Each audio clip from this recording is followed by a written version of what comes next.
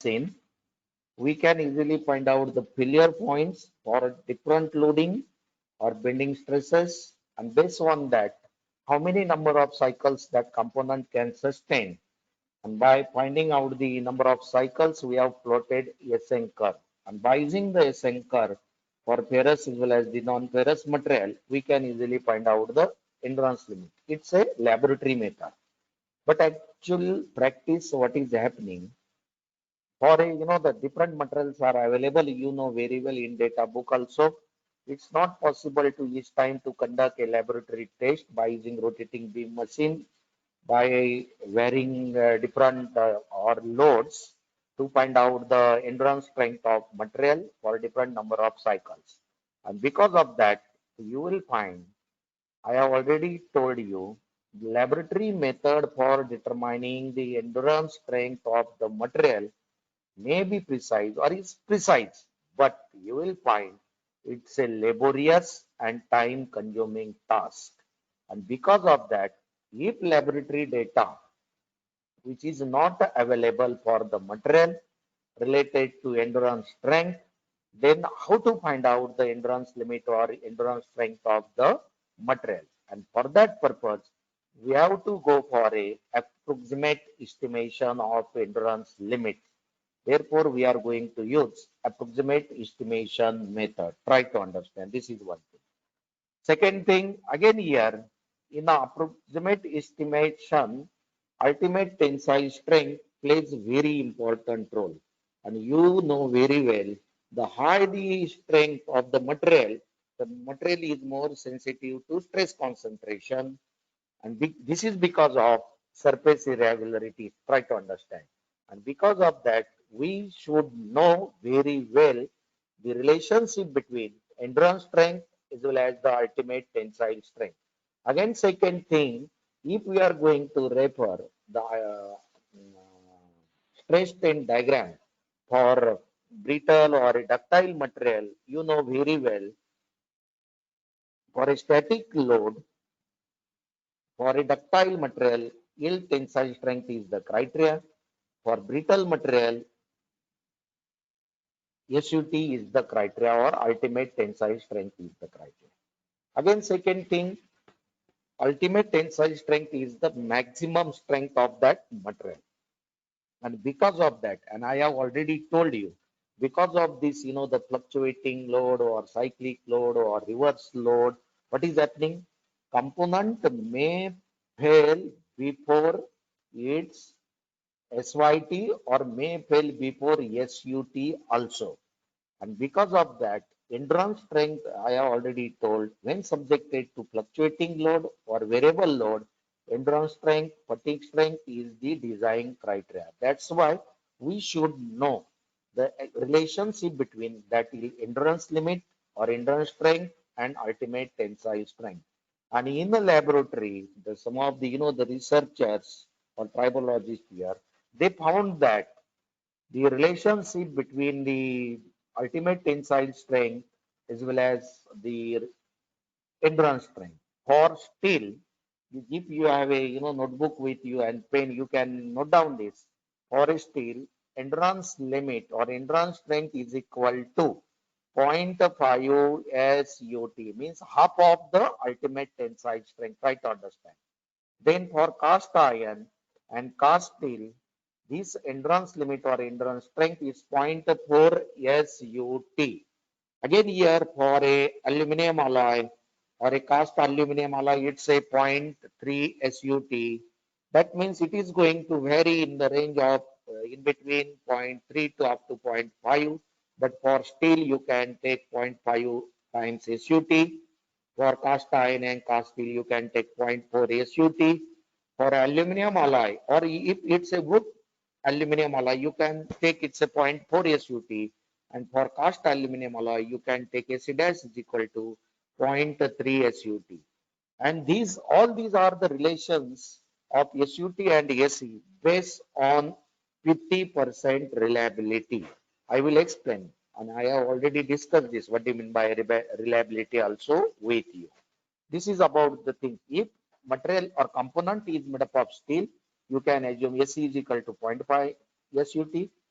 made up of cast iron, cast steel, 0.4 SUT like this. And don't go less than the 0.3 SUT. It's a very conservative lower side value for ferrous metal. Try to understand. Then again, important thing here, in approximate estimation method, we have to use some nomenclature. Actually, what is happening? Why the name is given approximate? That means approximately it gives the value of endurance limits. That's why it's an analytical method. It's okay. But here, what is happening? We are going to use the two terms which are associated with endurance limit. Try to understand. The first one, SE dash. So you can note down SE dash is equal to endurance limit of test specimen. Test specimen means in rotating beam machine to find out a endurance strength, we have used a standard sizes and you know that specimen size I have already discussed with you.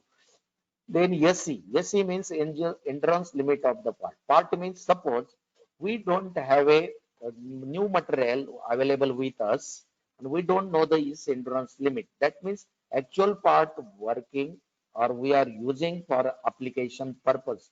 So you can say SE is the endurance limit of that part.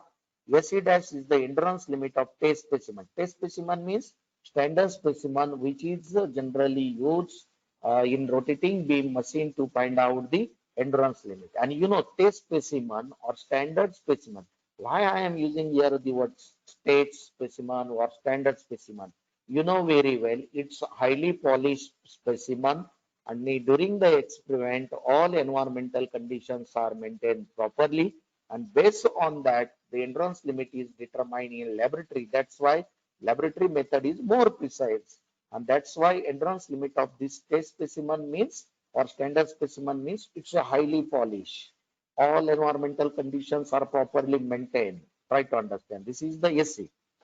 And in actual practice, suppose we are using some machine element, shafts or gears or a bearing parts, it's a you can say endurance limit of that part and the endurance limit of that part tested in laboratory. Generally, what is happening? Both value or magnitude of both should be same. But for a test specimen, you will find you will get the higher value because it's a highly polished one because of all environmental conditions are maintained in the laboratory while conducting the experiment. Otherwise, we can write SE is equal to SE dash. But in actual practice, it is not going to happen because this value of SE or endurance limit of actual part that we are using for actual practical application, you will get the lower value than the SE dash. The SE is equal to some factor multiplied by SE. Some factor means to reduce the value of SE. And to reduce the value of SE dash, we have to use some factors and these factors are known as derating factors also.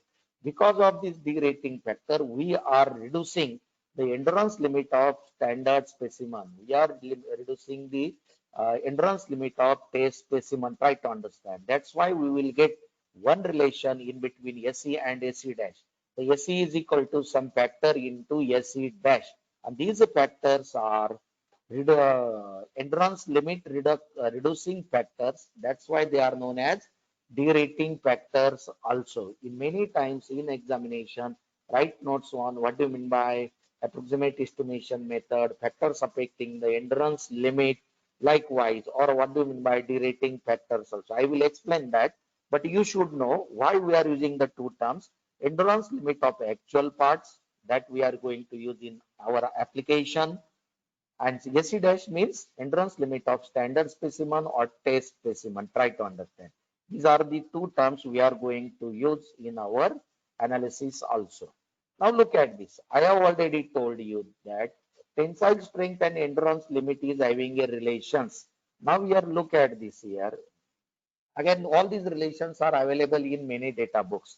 Look at this. And in laboratory, you know, the scientists or the tribologists found the different values here on x-axis tensile strength and y-axis endurance limit. So you will find here some of the, you know, the graphs are plotted for here carbon steel, alloy steel or wood. I have already told. Now look at this hollow circle, which is denoted for carbon steel here, hollow circles, all these values. Then alloy steel for dark or you can say solid or completely black circle and plus sign for wood iron. You will find SE is equal to 0.6 times SUT. This is for alloy steel. Then for, I have already mentioned you, for carbon steel here, it's a 0.5 SUT for hollow steel here it is mentioned. And then another one is the 0.4 for root iron or for the cast iron also it is that is 0.4 SUT. These are the relations already plotted by many, the tribologists and available in many data books. And these relationships are based on 50% reliability. I have already mentioned to you. And these are data which is related to endurance SE dash for test specimen or standard specimen. Try to understand. This is about. And based on that data, I have told you here, the one first slide, so what we have to do for steel SE dash is equal to 0.5 SCT and cast iron and cast steel 0.4 SUT. This is about the relationship between tensile strength and endurance limit. Now here, it's very important, give attention towards this because many times we are going to use this expression while solving the problems or while designing the component subjected to fluctuating load. Now here, what I have told here, I have mentioned this. SE dash means endurance limit of test specimen or standard specimen. SE means endurance limit of actual part that we are going to use for actual application or in actual mechanical system. SE and SE dash. But they are not equal. Try to understand. Why they are not equal? Because SE dash is determined in laboratory by using standard specimen having highly polished surface by maintaining the other conditions properly. But SE means endurance limit of actual part that we are going to use for practical applications where we can't maintain that actual conditions. Then even though technological advancement in manufacturing processes, we can't obtain the highly polished surface roughness also. Even though there are some scratches or you can say the surface roughness on the surface of the material, and because of that we can't equate SE is equal to SE dash, and that's why the value of the SE dash of endurance limit of standard part that we have to reduce or we have to lower by using some of the factors, and these factors are known as stress modifying factors or derating factors. Try to understand. Many times the word you will find in examination also. What do you mean by endurance limit modifying factors or derating factors? So these factors are denoted by here Ka, Kb, Kc, Kd, Ke. Now I have here used 5, but in nomenclature I have given for the 4 only. I will explain that. And because of that, we are going to write, even though you can write in your notebook, SE is equal to Ka into Kb into Kc into Kd into Ke into Se dash, where Se is the endurance limit of the actual part that is used in application, and SE dash endurance limit of test specimen or standard specimen. Try to understand. And you can write here, in many books you will find these factors may be 6, maybe 7, maybe 5. But as per VV Bandari's book, we are going to refer. There are only 4 important factors. But in equation, I have mentioned 5 factors. I will explain this. You can write here, SE is equal to K into Kb into Kc into Kd into Ke into Se dash. Now, where these factors are, Ka means surface finish factor. You can note down there. Ka means surface finish factor. Kb means size factor. Kc means reliability factor. Kd means or Kd means modifying factor to account for stress concentration. Ke means thermal factor which is associated or related to temperature. And if you want to add, sometimes in examination, these 4 factors given, sometimes 5 factors given, that is thermal factor, sometimes 6 factors, 6 1 after Kd, Ke, you can write here Kj. Kj means miscellaneous factor for other, the parameter. So in this way, in books, you will find 5 or 6 factor, but no need to bother. Only these 4 factors are important. If in examination, while solving the problem, if 5 factors are given, you can add it.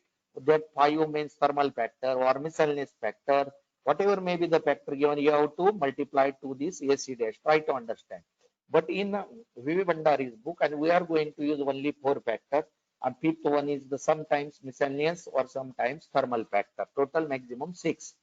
What you have to do? You have to multiply to AC dash. So you can write K surface finish factor, KB size factor, KC reliability factor, KD modifying factor for stress concentration, K thermal, and KJ again you can write miscellaneous. That means by multiplying this factor to AC dash, we are going to reduce or lower the value of endurance limit of standard specimen. Why we are lowering? Because we know very well actual component is having the lower value of endurance limit. We know very well these things.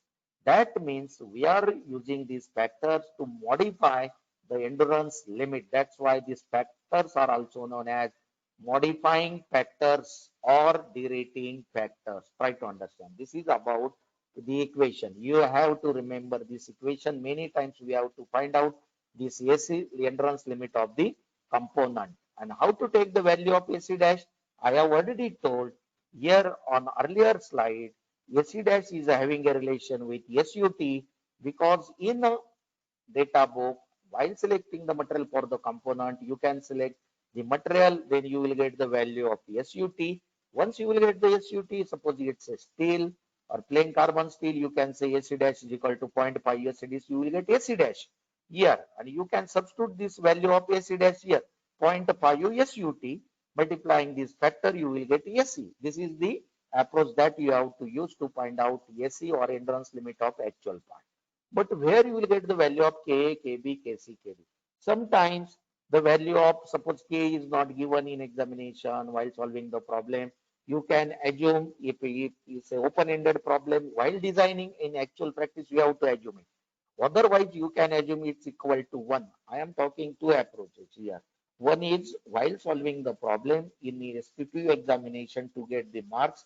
If value of K, KB, KC is not given, you can assume 1. But while designing the component against fluctuating load for your project work or for your industrial application, that time by referring the data in actual condition and how which material we are going to use, which manufacturing process we are going to use, based on that, you can select the value of Ka, Kb, Kc, Kd. Try to understand this approach or that thing you have to remember. This is one thing. Second thing about this here, but where we will get this value of Ka, Kb, Kc? Now suppose look at this. If K is equal to 1, Kb is equal to 1, Kc is equal to 1, Kd is equal to 1, K is equal to 1. So what would happen here? The equation becomes SE is equal to SE dash, and it's not possible in actual practice. That's why value of Ka, Kb, Kc, Kd, Ke should be less than 1. Try to understand. Always it should be less than 1. If it's equal to 1, then what is happening? AC becomes AC dash, and it's not possible in actual practice. Try to understand. And if in examination values are not given, you can assume for exam purpose only. But for industrial design, project design, but you have to assume it or you have to take from the data book. This is about the AC and AC dash. Try to understand. AC dash you will get from 0.5 SUT or based on the material you are going to use for the application. Now let us discuss about the first factor. Now, first factor is surface finish factor is Ke. How to take the value? Now, here in data book or Bandari's book, you will find one chart is given. And the surface finish means which is related to surface roughness of the how the material, that means which material is used, how you are going to prepare a surface finish, polished one. Because if scratches are present on the material, you know the stress concentration is the main reason of the fatigue failure. That's why surface finish should be, the surface should be highly polished. And where we will get the highly polished or by using grinding operation and other operation, you can obtain that. But here, suppose surface is manufactured by a component is manufactured by forging process, then hot rolled or machine or cold drawn process. Sometimes after manufacturing it, again you are grinding, then highly polished surface by doing some operations on it. So based on that, we should know the based on the material, we know very well the tensile strength and the another one y-axis you will get the surface finish factor, that is K. Suppose it is mentioned that it is made up of a steel, but it's a highly polished one. For a highly polished one, look at this. If it's a highly polished one, the value of K is equal to 1. But if by using the the grinding operation, the surface finish is obtained, it's less than 1, or you can say it's a zero point 0.9 something. If machine and cold run, you can take the tensile strength from this side. On the x-axis, locate suppose 800, then machine and cold, here you will get less than zero point 0.8. In this way, by referring the chart, you can obtain the value of Ka.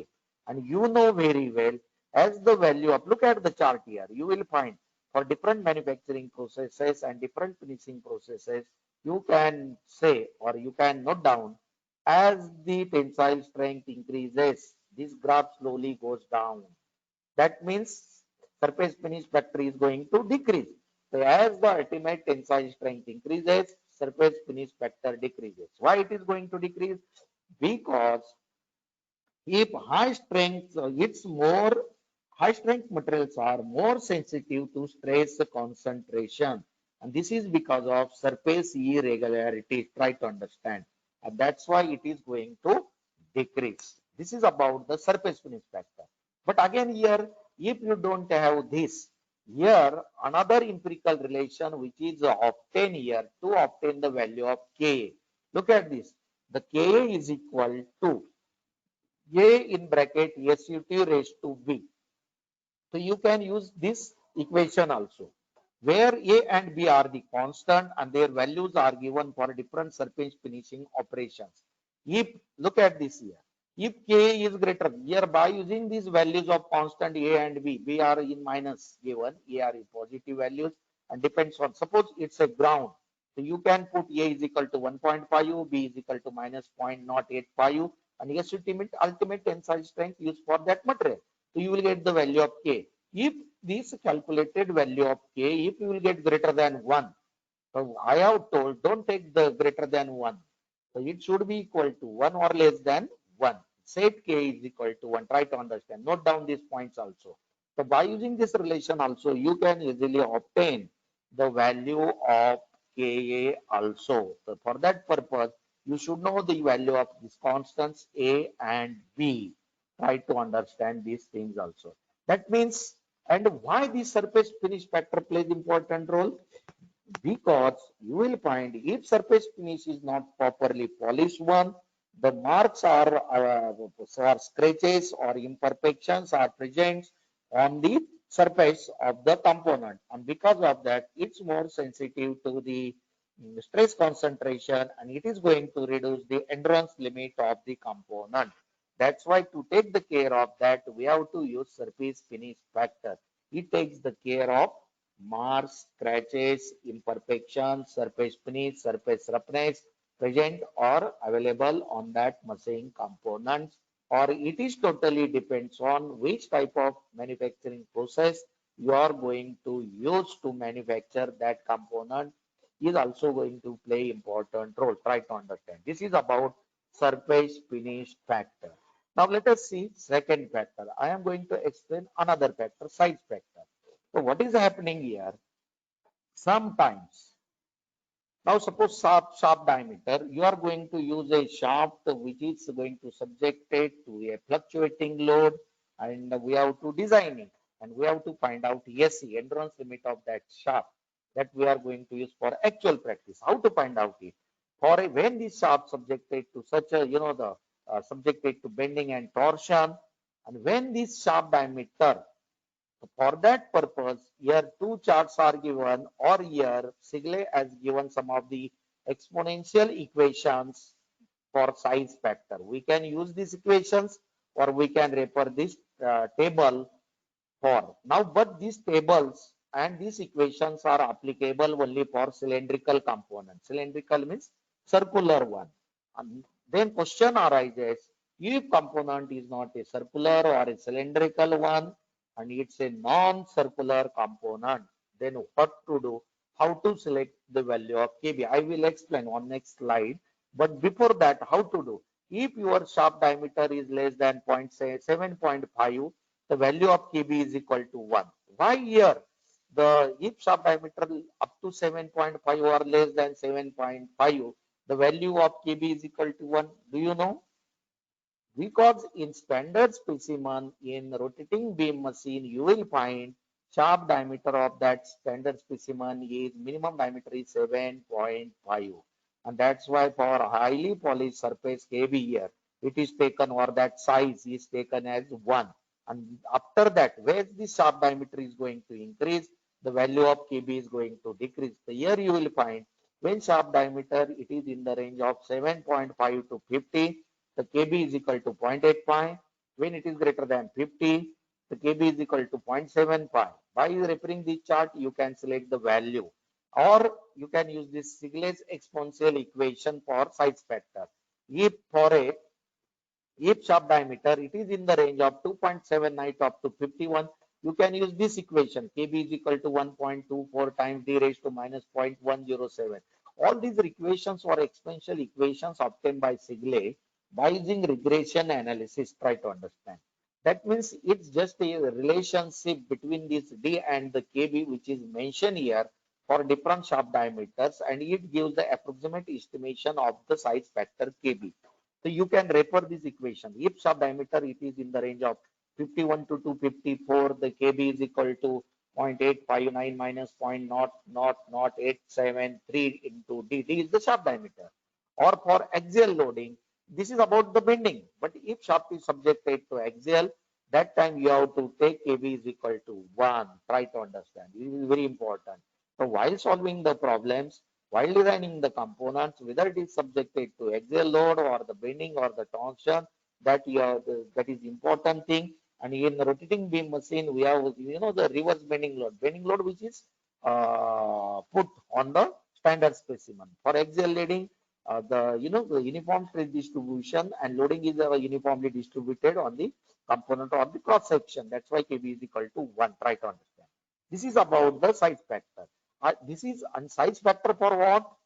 Cylindrical component. What's about the non-cylindrical or non-circular cross section? Look at this here.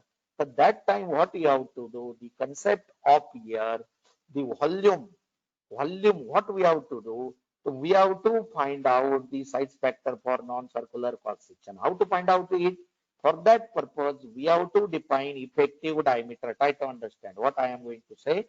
Effective diameter based on equivalent circular cross section.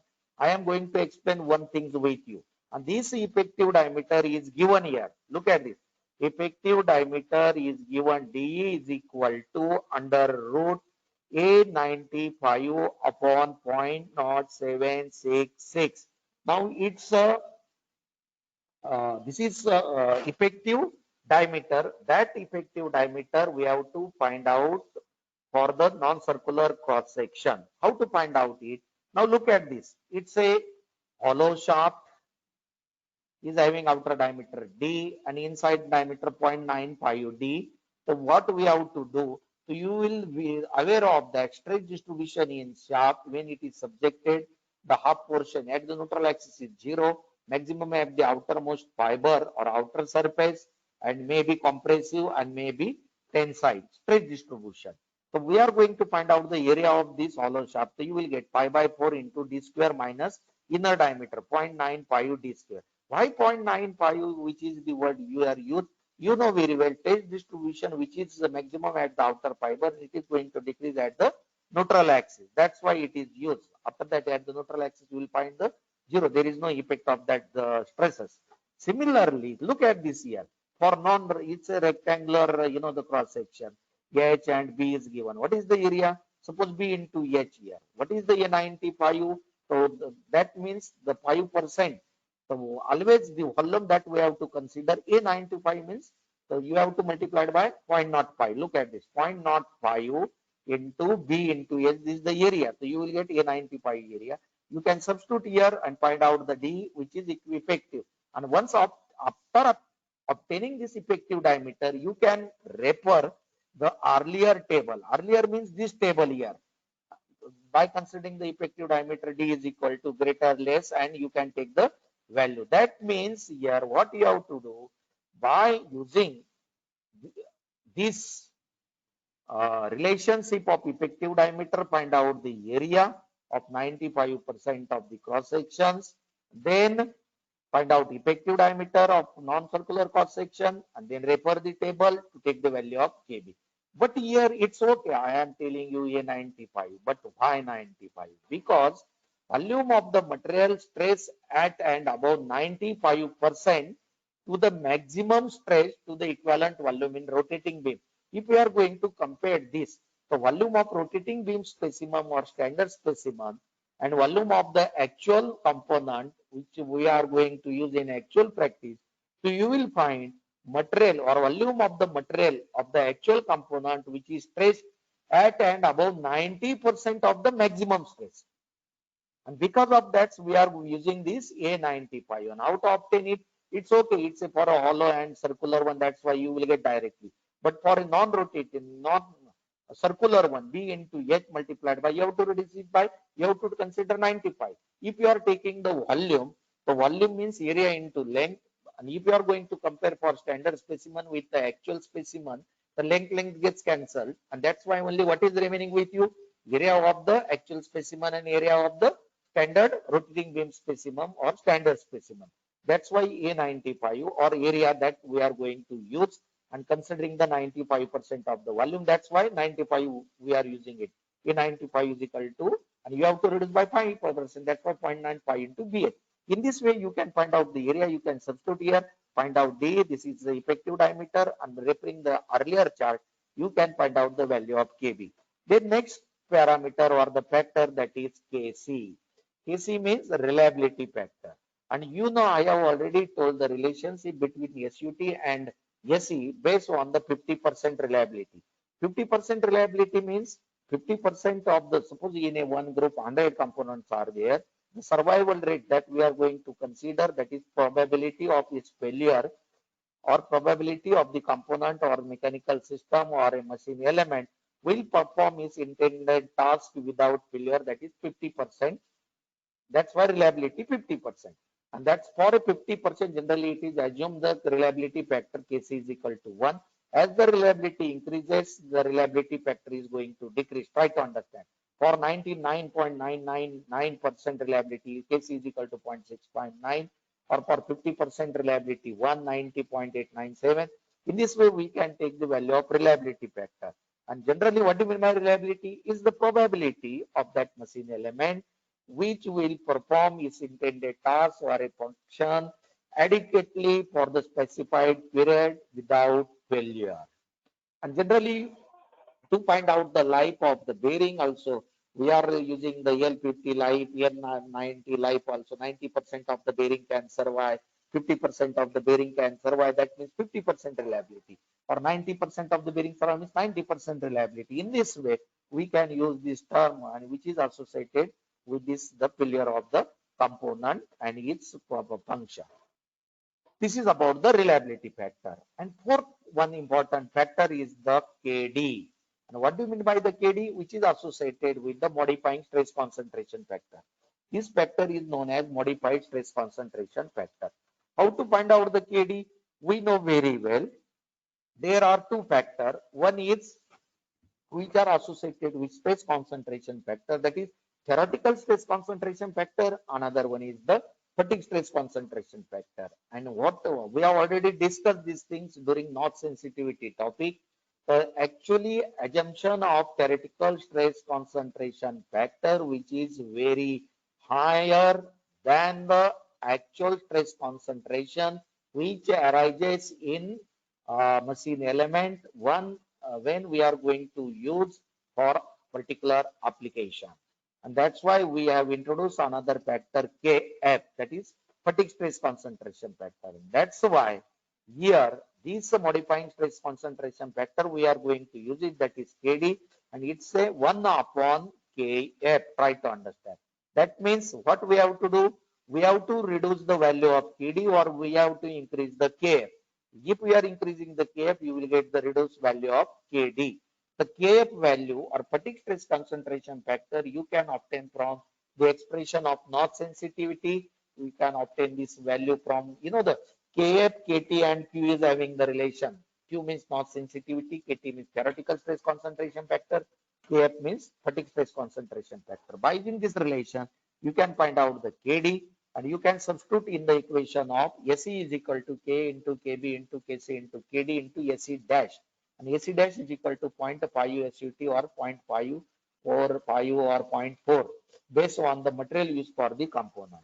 That means, and sometimes thermal temperature is also going to play important role. If it is given, you can add the K related to thermal factor, that is Ke associated with temperature. Try to understand. If there is a variation in temperature, accordingly you can modify it. For the standard laboratory test, if you know the which temperature which is maintained, or you can say the Ke factor is equal to 1, but in actual practice temperature or the environmental condition are going to change. Accordingly temperature is also going to change, and because of that temperature or thermal factor is going to change also. It should be less than 1. And another factor which are not we are going to take into account, that is miscellaneous factor.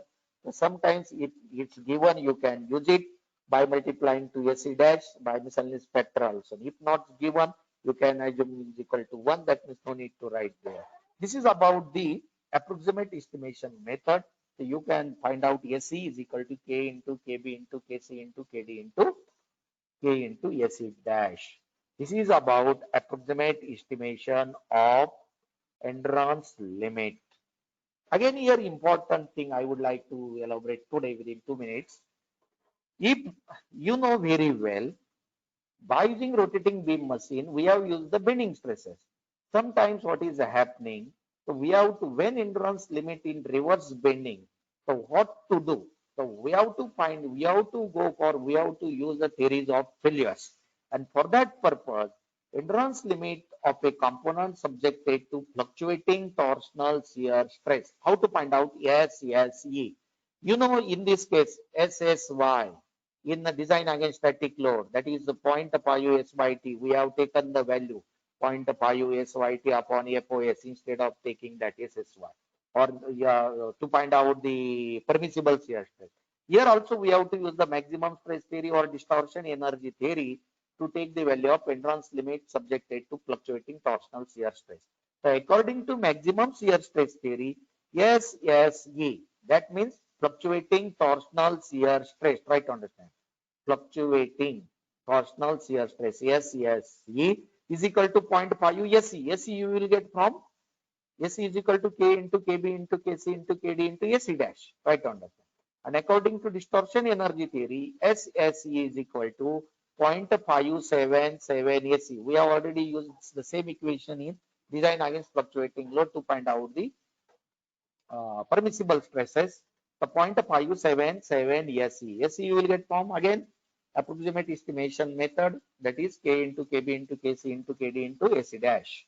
These two equations you can use to obtain the SSE or SSE. If it is mentioned the component is subjected to fluctuating torsional stress, then you have to use this term.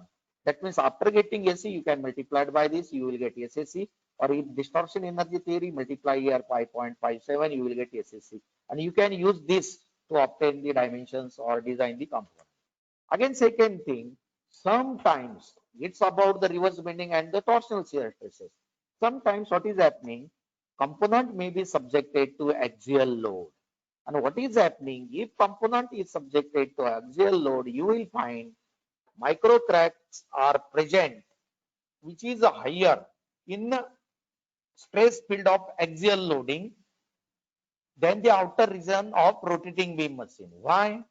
You know, when rotating beam machine, the component is subjected to reverse bending stresses. And because of that, at the neutral axis, stress intensity is 0 and it is going to increase. And at the outermost fiber, you will find the stresses are more, maybe tensile more, maybe compressive. But in axial loading, it's a uniformly distributed stress field. And because of that, you will find micro crack present is much higher. And because of that, uniformly distribution of the stresses in axial loading than the rotating beam specimen, because rotating we have obtained for the bending stresses. And because of that, we have to reduce the magnitude of SE. And how much the reduction? By 20%. Or you can say SE in axial loading is equal to 0.8 SE. That means you will find the maximum intensity of stress or micro crack present at the outer region of the surface in case of axial loading than the rotating beam specimen. And that's why in problem statement, while solving the problem, what you have to do, you have to take the care. If it is mentioned component subjected to axial load, that time after calculating the SE, SE means K into KB into KC into KD into SE dash, you can reduce it by 20%. SE axial is equal to 0.8 SE. Why we are reducing? Because when it is subjected to axial, uniform or a high stress field will observed at the outer surface of the fiber, and because of that micro cracks are present and its intensity is higher than the rotating beam specimen, and that's why we have to reduce it. Try to understand.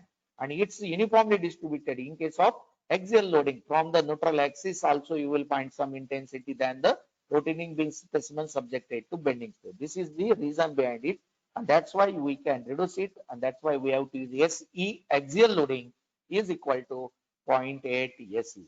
This is about approximate estimation of endurance limit. Try to understand. If the charts are not available or in data book or in design book, this is about endurance limit approximation. Thank you. Thank you very much. I hope you understand very clearly. I have referred VB Bhandari's book for this, the approximate estimation of endurance limit. Thank you. If you have any query, you can contact us through the WhatsApp number. My WhatsApp number is 9890426679, or mail me at pbkushar@kkwag.edu.in, or you can